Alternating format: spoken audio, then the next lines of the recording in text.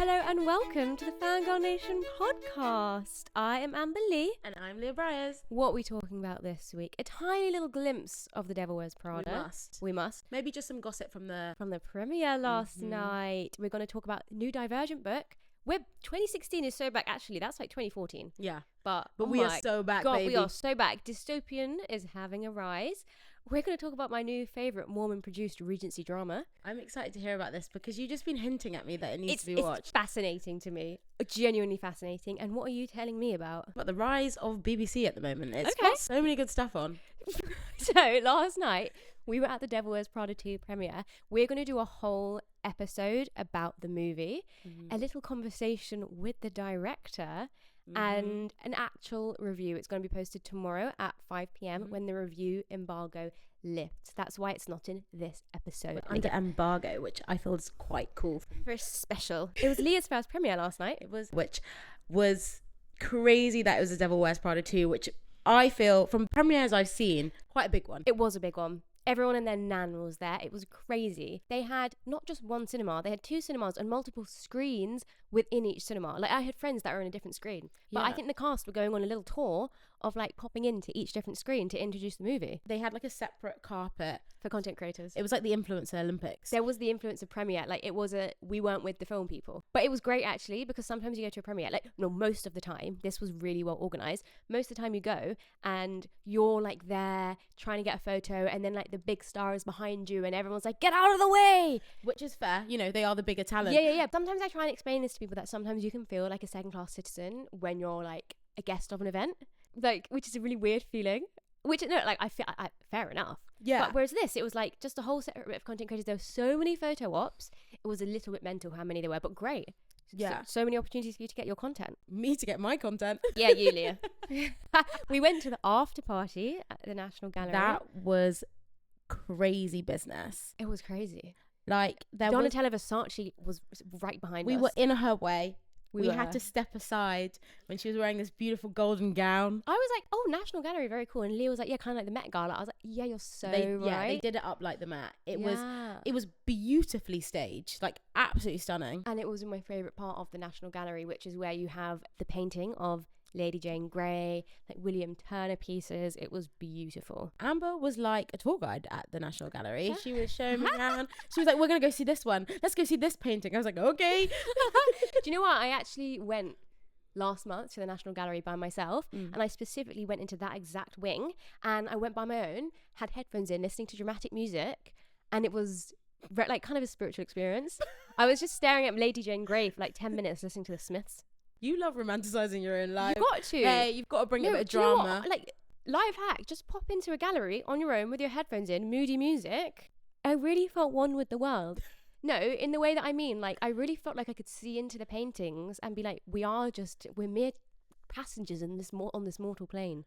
Amber doesn't do drugs, but she goes into the galleries and listens to the Smiths.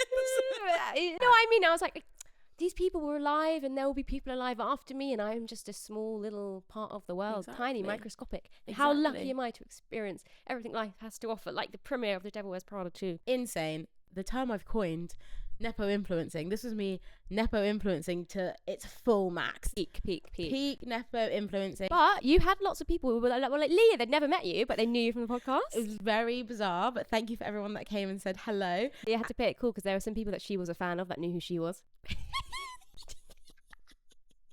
I'm just a girl, and yeah, yeah, we won't name names just in case I meet them again. I was like, oh my god, everyone was so lovely. Everyone was so nice. Like, considering like every man and their dog was there, and you thought maybe it could be a bit, because I've been at events before as Amber's guest with a lot of influencers and bad vibes sometimes. But everyone was just on a high. I think maybe it was humbling everyone that they weren't on the like talent red carpet, and actually, you know, we're all in this together. All us content creators. Exactly, and everyone was on absolutely good vibes. Yeah, fantastic.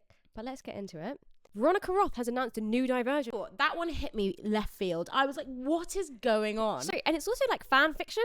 Yeah, well, do you want to explain the premise of it? Okay. So it's called The Sixth Faction, and it's an alternate universe where Triss, at her choosing ceremony, doesn't choose Dauntless. So what will she do? Who knows? Why? Do you think she was bored and she was like, fuck it. What if I just like, yeah, what if she never went to Dauntless? Like, good on you, girl.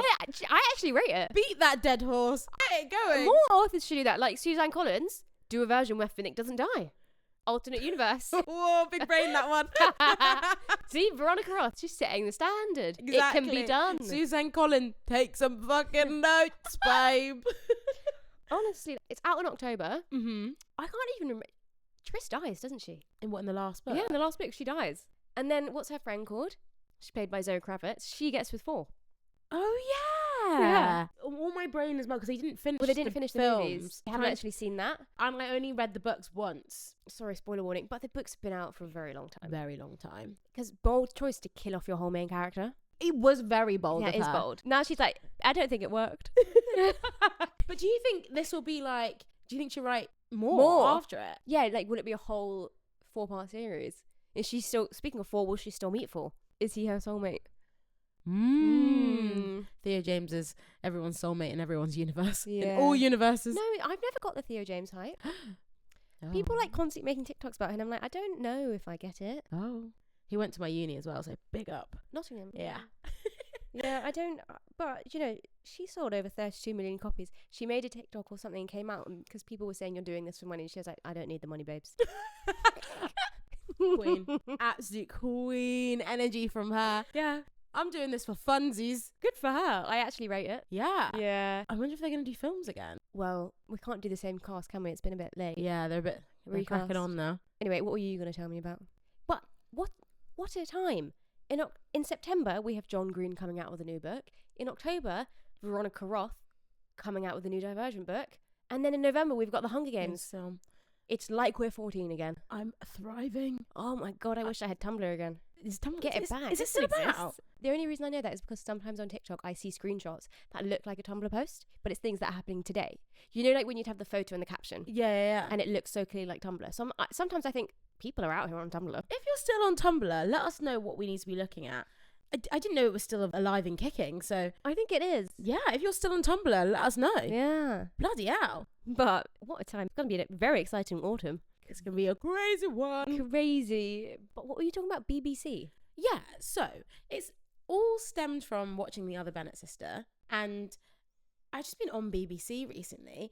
It's like they've just decided this year to do passion projects, do things that are like very different. Mm-hmm. So I think The Other Bennett Sister was different to like what else is being reproduced around Regency period in terms of like it being slow paced, it being quite true to time, being funny. I watch a lot of Regency stuff and I'm like, whoa, is anyone going to crack a joke? Yeah, you're so right.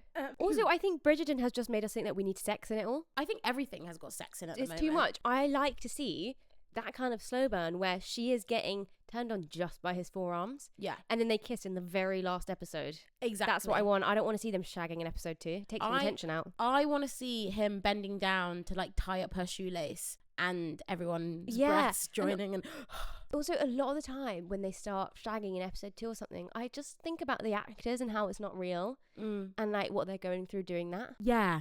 We've established I'm a prude. We've talked about this before. Never. But I do think in a Regency drama, I like to just relax. Yeah, I don't need to see it. Yeah, so after watching The Other Bennett Sister, I was then on BBC, and last week I spoke about Mint.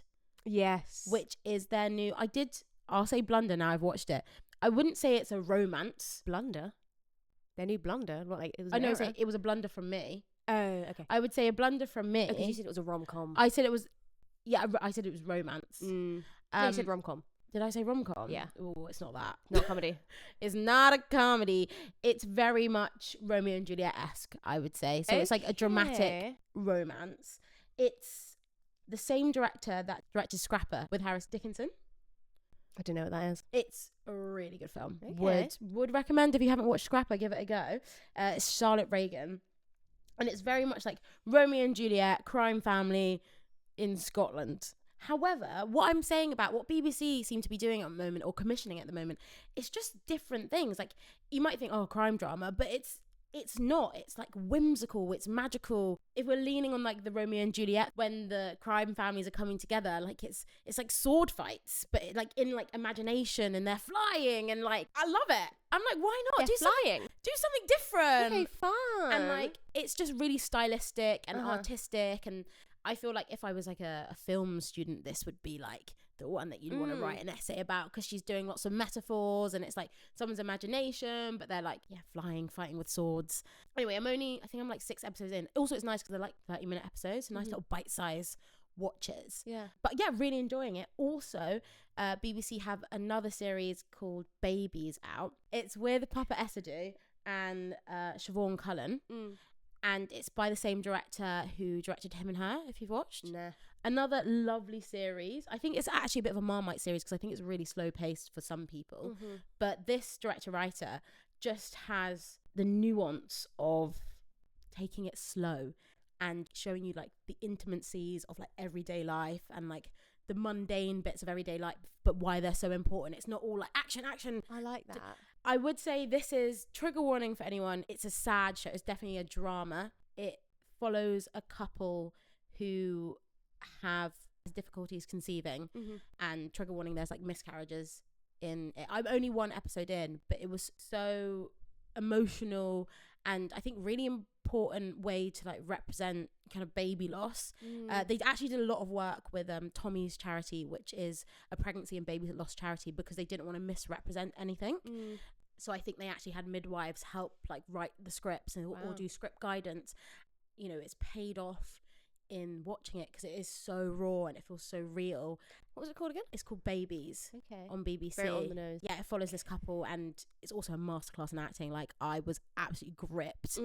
And it's just, you know, one of those when you're like really intimate, like you feel like you're in there. There's this like montage scene where it's filmed through the doorway of their bedroom. Okay. And it like keeps going from like different days. Yeah. And I just think it was really beautiful. So I really think BBC is in their creative bag. BBC are good. BBC, I didn't really know your game like that. Always surprises me that if you want to watch Gossip Girl, the place to watch it is iPlayer. Really? Yeah. In the UK. They're really commissioning some random like what? Random stuff, but like yeah, big up BBC. Like, I'm loving what they're bringing out this year. So that's what I wanted to talk about this week. Yeah, speaking of the other Bennett sister, since then I have been on a period drama binge. Every now and then I get like this. It started when I was a child. Every now and then I'd have these phases of like watching all the different period dramas. There aren't enough. They're not making enough of them. I don't get it, because I'm opposed to that, but what? I love that for you. Do you think they're what? I think there's too many. Well, there's not enough. There's only so many I can watch in a year, I think. Not me. But so I resorted to a different level. Well, someone commented on my TikTok, you need to watch Seeking Persephone, and I googled it. I was like, what is this show? Because on TikTok I was like, is it a short? I don't get it. But no, it's available to buy on Prime. So you can't watch it on Prime Video. You have to buy it on Amazon. But it's number 1 on the charts on Amazon. What, like buying charts or just charts overall? Like buying charts. Okay. But I think it's cracking, like, I don't know, it's big. It's huge on TikTok. Huge. People are loving it. I did pay £20 for 4 episodes. Whoa! They're an independent, they're an independent filmmaker, because it's a crowd-funded, Mormon-produced Regency drama. Those are a lot of words. What that a sentence. Stringing together. What a sentence. Basically, this man in Utah, John, it's either Hyde or Lied. Can't read my own writing. Amber has doctor's writing. Could be an L, could be a H. So John Lied or John Hyde. Right. This Utah-based filmmaker, Mormon, has this production company. Apparently he loves like Regency dramas. He loved the 2005 Pride and Prejudice, and he always kind of wanted to make one, but he didn't have a budget, didn't have a big studio behind him. But then he read a novel called Seeking Persephone by Sarah Eden, which came out in 2005, and he was like, this could be perfect, because it's basically all set in one house, which is good if you're low budget. So then he started crowdfunding, and this whole project was entirely crowdfunded. They raised about $200,000, which is not a lot at all. No. And they found this castle in the north of England, which they shot at, but they also built some sets that they shot on a soundstage in Utah. And I have a semi-fascination with Mormons anyway. And, you know, is this Mormon propaganda? I don't know, because let me tell you the story. This Duke needs a bride, and he finds... It's not very clear in the TV show how he finds this family of, like, daughters. Actually, there's some boys as well, and he sends a letter to the dad and he's like, let me marry your daughter. And they need money, they need help. So he like pays the family a lot of money, they're all taken care of, and she marries him, goes to live with him. They meet on the wedding day and about them falling in love. So is it romanticizing an arranged marriage? You know, the Mormons like those. Yeah. They do. Yeah. So there's no sex in it. Very slow burn. Again, could it be Mormon propaganda? No, probably not. It will just be in line with the Mormon religion's belief. It is, I but it is assume. part of the show description. On some reviews I read that it's a good Christian show. Maybe that's what you like, a good Christian show. Maybe, but but that is also just very of the time. Yeah. But people are loving it because they're like, this is Yearning, but it's quite cute because there's not many people in it. You kind of see the same actors getting used. Yeah. They're like all American. Are they all Mormon actors? No, I don't think they are. But the main guy, he also is a producer. He's got quite a good English accent, actually, except one time he says forest instead of forest. Okay. He goes forest. But it's just like, it's very sweet. I'm like, it's got soul, it's got heart. There's very low stakes because of what, they're married, you know? Yeah. Yeah. Like, just take your time, I guess, fall in love. And there is a bit that takes me out of it because on these sound stages they built in Utah, I guess they're trying to save some money. I was like, is that an IKEA Billy bookcase? And I looked at my own ones just here in the living room. I was like, yeah, that's taking me right out of it. Not the IKEA Billy. They have the same feet as well, but like painted brown, like the brown version. Yeah. But people are loving it and it's just fascinating. It's not, don't go into it thinking it's Pride and Prejudice. Yeah. But it's, Look at you. it's just cute. It's just so fascinating to me. I love that. I will probably watch it at your house, considering you've already paid for it. Yeah, I'd probably watch it again. £5 an episode. Yeah, but you know, independent. Yeah, but also like we don't really pay directly for media anymore, so it's quite nice to see someone doing that, supporting arts, because like obviously you pay for like a streamer most of the time, and then it's quite nice to like actually pay for media. Like every now and then I will buy a movie on Amazon or buy it on whatever it's available on. There you go, support the Mormons. I think they're alright. They're just them and their soda. They don't drink. There's no Starbucks in Utah. There's no coffee shops, just soda shops. Crazy. Anyway, Leah, what are you fangirling over? What am I fangirling over? Do you know what I am fangirling over? And I've come round to it, is my friends who are running marathons this weekend or weekend just passed. Because, first of all, I was like, you just, when you're in your late 20s, early 30s, what can you do for attention? Yes. You buy a house. But I think there's too many of them now. I don't really care. And every man and their dog is running a marathon this year, and it's all my friends talk about. It's all they do. Mm-hmm. All they've been doing is running, and I'm like, whoa, okay. You've got a lot of friends doing it. Yeah, I've got 4 friends running the marathon this year. So you're not special, but I am proud of you, and I'm fangirling over you because now you're all doing your long runs. I'm like, oh yeah, fair enough. That does seem a bit of a feat, and I am impressed that all of you stuck by it and are doing it. So big up the marathon runners and big up doing it for charity. Oh, fair enough. What are you fangirling over? Oh my god, it's another Regency drama. Of course it is. Like I said, I've been on a binge. North and South. I've rediscovered this. I remember watching this when I was a teenager, and it awoke something inside of me, and I feel the same way again. If you want a man who yearns, Richard Armitage in North and South. It made me feel a bit unwell this morning when I watched the last episode. Why unwell? No, I think I was feeling a bit hungover. And then it was just like the yearning was a lot, and I was like, it's just like, whoa. You want a man who yearns, watch North and South. It's about this girl from the South. She goes up north. Me every other weekend going to see my nana. Literally. No, but it's based on a novel by Elizabeth Gaskell called North and South. She's just getting the training used to. But he like runs a cotton mill. Uh-huh. The workers are on strike. It really had me feeling not sympathy for TfL because there's a tube strike going on right now, but we won't get into that. And you should watch it. Actually, mate, you might not like it. It's very slow burn. Is it about the industrial. people that live in the house or the people that serve in the house? Bit both. Because there's a lot of it's a lot about the workers that are on strike as well. And she is like helping them, but he is their boss, and he's like, stop giving them money, they'll stay on strike. That's not what he sounds like.